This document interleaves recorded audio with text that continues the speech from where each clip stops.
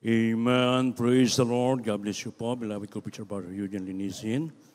At tayo po muna magkasa pong dumalangin sa ating pinakamamahal na Panginoon upang tayo po'y patuloy na patnubayan, gabayan ng ating dakilang Diyos na buhay.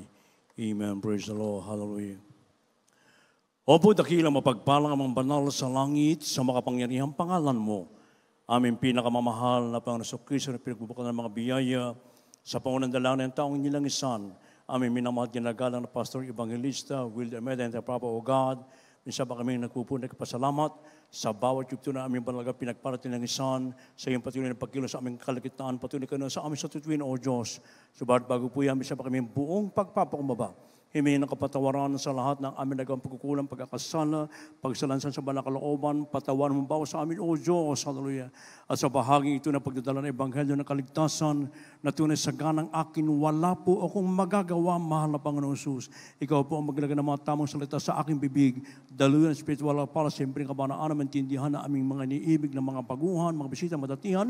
Ito aming samot palangin, maging sa aming viewers, ito aming samot palangin sa makapangyarihang pangalan ni Jesus at aming pinagkakaisang sinasaway ang lahat ng hadlang ng kaaway, damos of hinders at dancer na believe cast out from us and bind the power of darkness and anoint thy word, O Lord. In Jesus' name we pray. Amen and amen. Hallelujah. Praise the Lord. Everybody praise the Lord.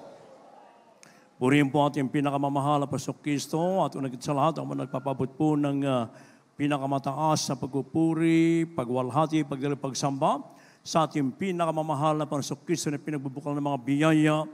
And we give the more honor and respect to our dearly beloved honorable parents in the Lord.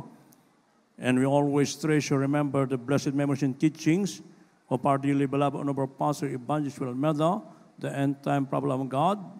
Beloved honorable San Pastor Lins Almeida, greetings and respect to all the beloved children of the Almeida family in the Philippines, as well as in US and in Canada. At sa lahat ng ating mga iniibig na mga kapamanggawa, mga kabatiran, sa lahat ng ating mga iniibig na mga bisita na dito ngayon, bagay sa ating beloved viewers throughout the world, a pleasant evening and welcome to the royal family of God.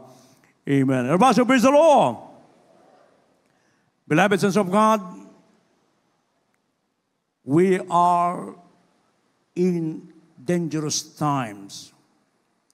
As true children of God, the best thing that we can do, we must be faithful and careful always in serving the Lord, so that we do not fall from the hands of our loving God. For the Bible says, it is a fearful thing to fall into the hands of the living God. Isang kakilakilabot na bagay ang mahulog sa makapangyarihang kamay ng Diyos sa buhay. Kaya lahat po tayo ay kinakailangang maging matapat, maging maingat, sapagkat tayo po'y nasa huling panahon na mga inibig ko at mapanganib na panahon. Kaya sabi po dito sa Hebrews chapter 10 verse 31, kanilaman po. The book of Hebrews chapter 10 verse 31. It is a fearful thing to fall into the hands of the living God. God bless you po. Dito po sa Hebreo Kapitulo 10, versikulo 31. Kakilakilabot na bagay ang hulog sa mga kamay ng Diyos na buhay. Amen. Praise the Lord. God bless you, mga kapatid, and God bless His word. Blessed, beloved sons of God, this is a reminder, a warning to all Christians, to all children of God, that we should be very careful in serving our loving God. In fact, our dearly beloved, honorable parents of the Lord, the beloved children of the family, always reminding each and every one of us that we should be very careful in serving the Lord. Serving the Lord without any mental reservation, but rather with open heart. Maging maingat po tayo. Maging makabuluhan ang ating paglingkod. Serve the Lord with fear and trembling, mga inibig ko. Some Christians fell out into the hands of God because they didn't follow the will of the Lord. Ano kanilang sinusunod? Ang kanila pong mga sarili. Hindi sila sumusunod sa lahat ng kautusan ng mahal na Panginoon. Sa kabanalan, kung mahaba man ang mga damit, malaki naman ang slit, mapiting, may inibig ko. Kailangan maayos po ang ating pagsunod sa kalooban ng Diyos. Maging sa pagbibigay, maging matapat po tayo. At sa ating pagdalo, lalo na mga inibig ko, hindi pinag-uusapan kung bumagyo, kung bumahama sa ating lugar, mga inibig ko, titila din yung ulan, maging yung baha, ay huhupa rin, mga inibig ko. Ang mahalaga ay tayo po nagpapatuloy, sumunod sa banal na kalooban ng ating dakilang Diyos sa buhay. At magsabing, praise the Lord. Lagi tayong dumadalo, mga inibig ko, lagi tayong nagpupuri, nag-aayuno, lalo pat ating namamalas ang nalalapit na pagbabalik ng ating pinakamamahal na Panginoon. Kaya sabi ng banal na kasulatan, mga inibig ko, sa 1 Peter chapter 5, verse 8, be sober, be vigilant, because your adversary, the devil, as a roaring lion, walketh about seeking whom he may devour. Kayo ngayon maging mapagpigil, kayo maging mapagpuyat ang inyong kalaban na diablo, naggaya ng iyong umungal ay gumagala na humahanap ng masisilan niya. At ang diablo, may inibig ko, ay gumagawa ng paraan ng gugulo sa mga anak ng Diyos. Gagawin niya ang lahat ng pamaraan niya upang ang mga anak ng Diyos ay makuha niya sa kamay ng ating pinakamamahal na Panginoon. At tayo binigyan ng discerning spirit ng ating malapanoon. Itinuro sa atin yan ng ating mga magulang sa ating malapanoon. Ang mga Bible study at the beloved Pastor Evangelist Almeda, San Pastor Linsan Almeda, the beloved children, may inibig ko, ito po yung ating panghawakan. Sapagkat alam na natin, pag ang diablo ay nanggugulo, mga inibig ko, gagawin niya lahat ng paraan. Lahat gagawin niya, mga inibig ko, upang tayo po ay mahulog sa mga pangyarihan ng ating mahal na Panginoon.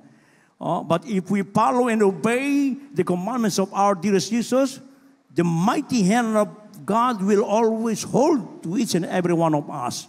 For the Bible says in Psalms 139 verse 10, ano po sabi po rito?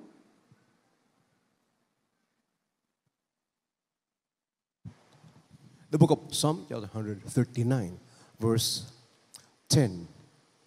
Even there shall thy hand lead me, and thy right hand shall hold me. God bless you po.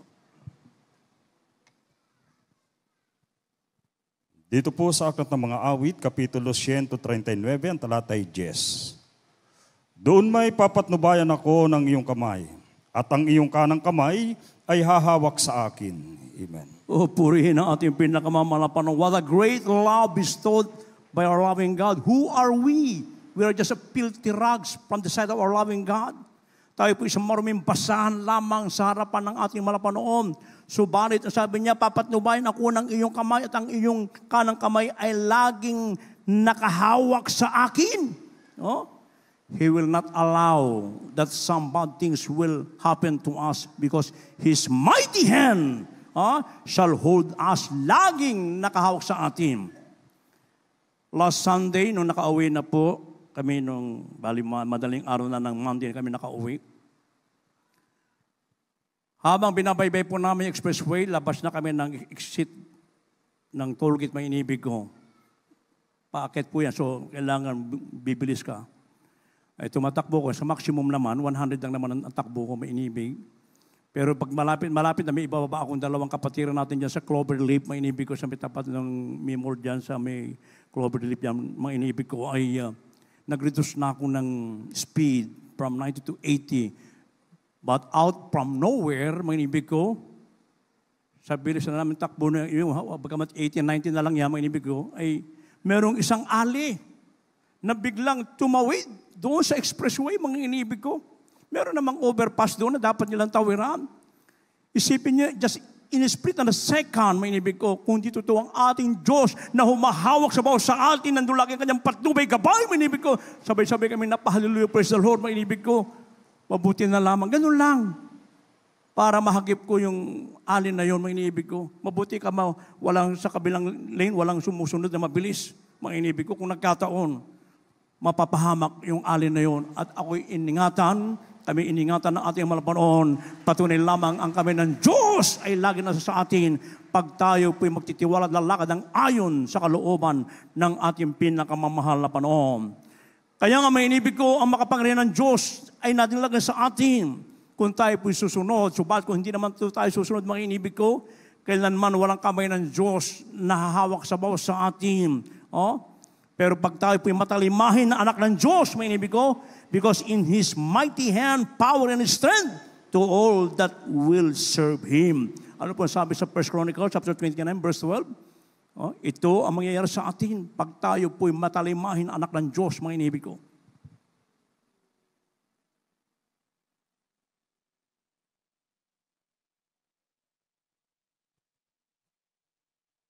Unang Kronika, Kabanatang 29, 12.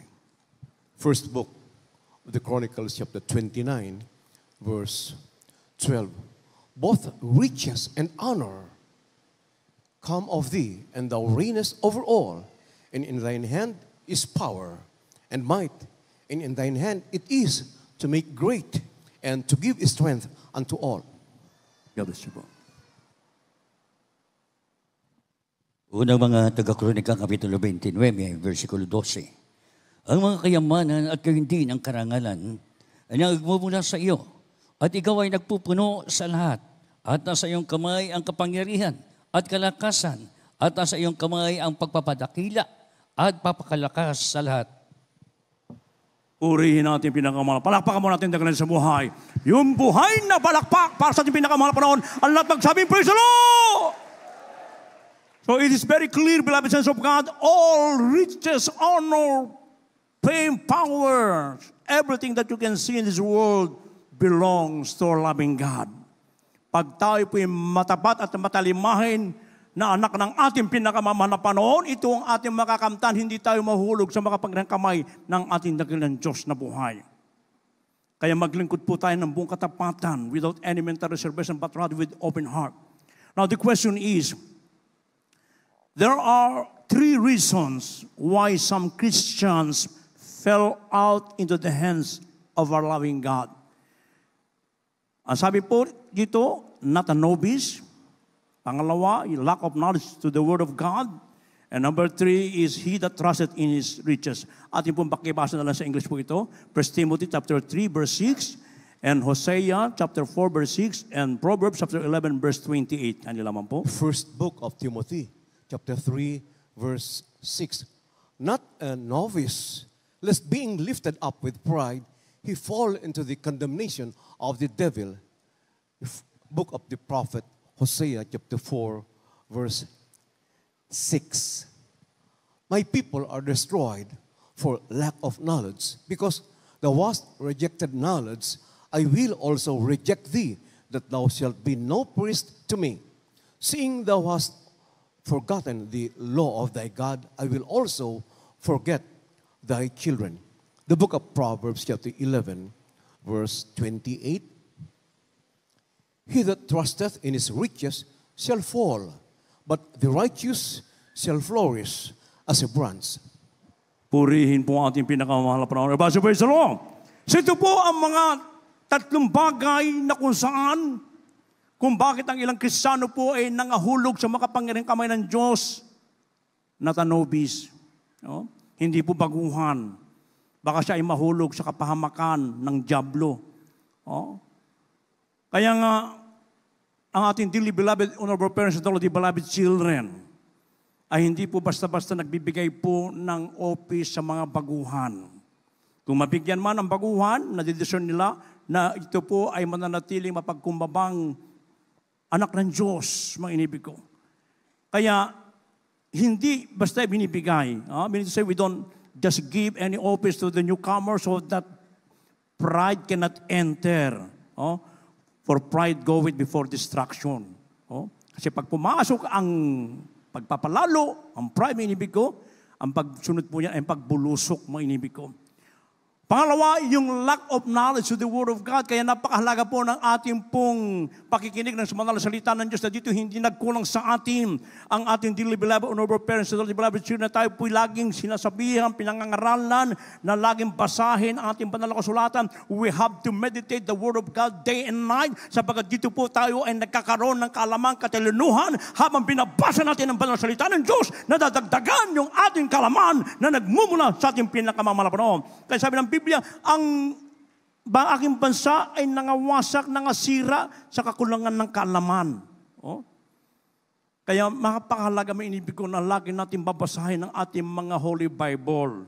Kaya kailangan naman anak ng Diyos, meron po tayong mga Holy Bible. At ang ating banal na kasulatan, na lagi natin sinasabi, hindi lamang sa ating pananambahan ating binabasa, ito po ay lagi nating babasahin araw-araw. Ang lahat magsabing, praise the Lord.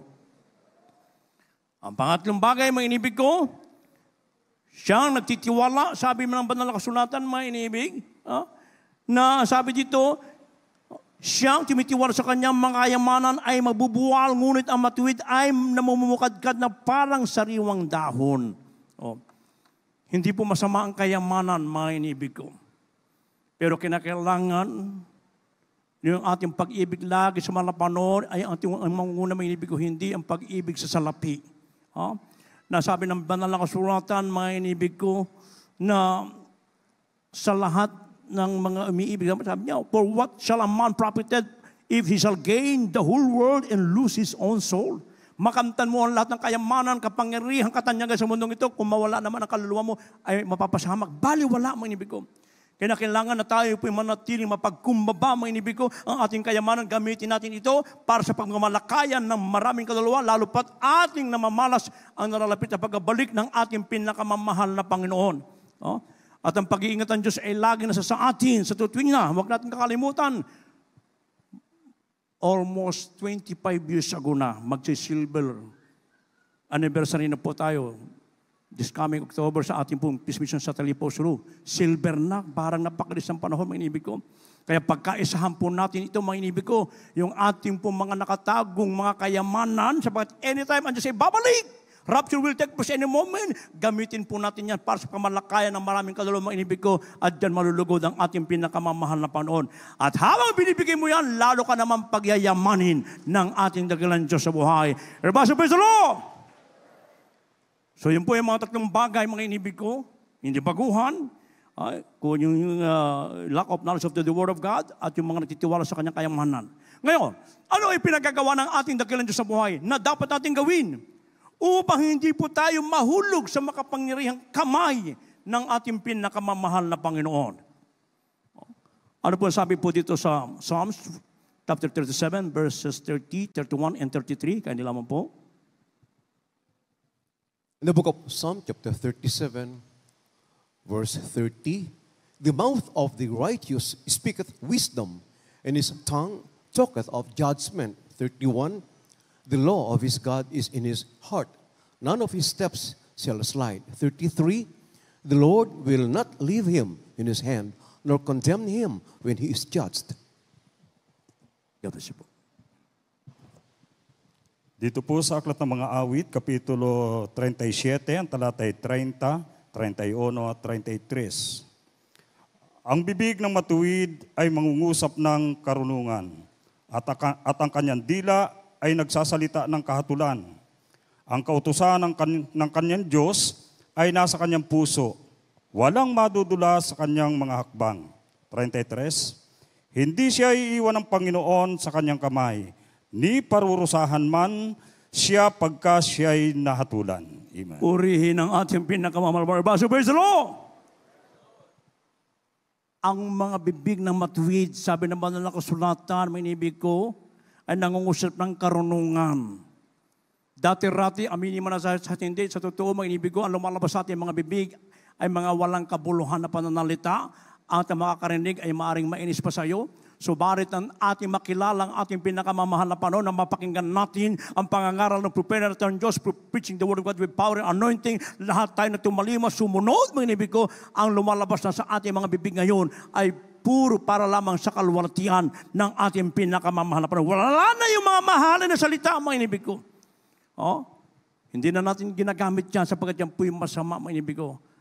Kaya nga, napakaparad natin, mga inibig ko, na merong totoong pastor ng ating mga kaluluwa na nagturo sa atin upang ang ating mga bibig ay magamit natin para mawin pa natin ang maraming kaluluwa na may lapit sa ating pinakamamahal na Panginoon.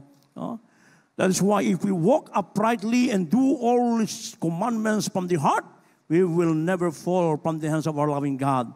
Serve the Lord with fear and trembling. Fight the good fight of faith, meaning ko. So whatever problems, trials, persecution that we encounter, meaning ko, magpapatuloy lang pumputa sa paglingkod sa ating malapon sapagkat kailanman ang ating pinakamamalapan noon na siya nagsabi, I will never leave thee nor forsake thee. Hindi ko kayo kailanman iwanan. Hindi ko kayo kailanman papabayaan, mga minibig ko.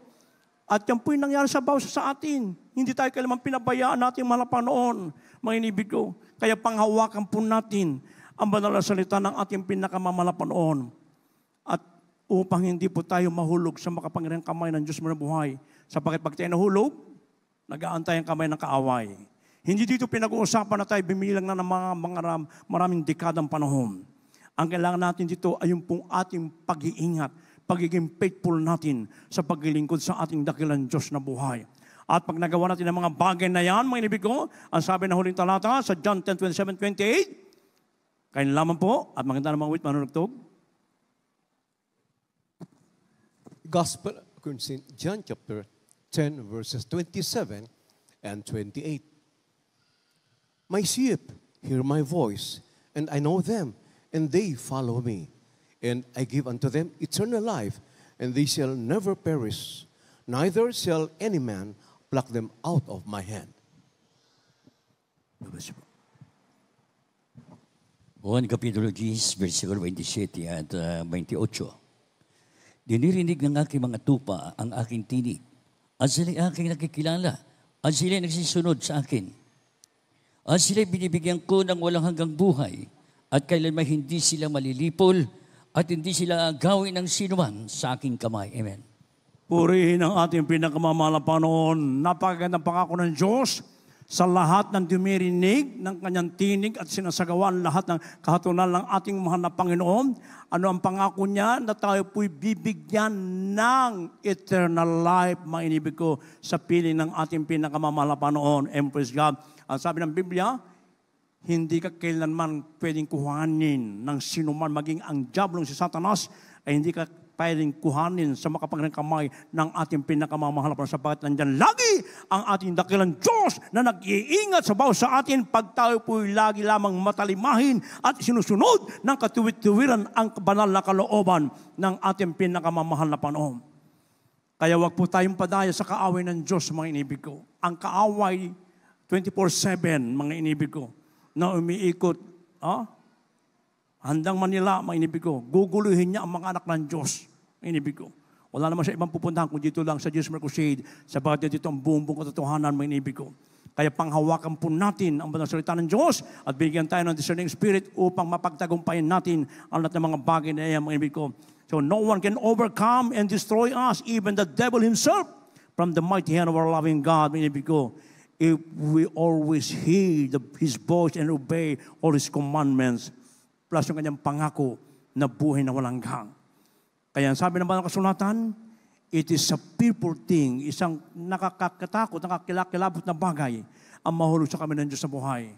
Kaya tayo po na tayo tumayo, mga inibig ko. We are inviting all the beloved visitors, aming inanyahan ng mga baguhan, dito po kayo sa harapan. Tanggapin niyo po ng forma ng ating malaman, maging sa ating beloved viewers. Now is the day of salvation. Now is the accepted time. Ngayon po araw ng kaligtasan. Ngayon po araw ng pangtanggap sa ating pinakamamahal na Panginoon. Habang tayo po tumayo lahat at ating pong awitan ng ating dakilang sa buhay, awitin po natin ang hawakan mo ako. Amen. Praise God.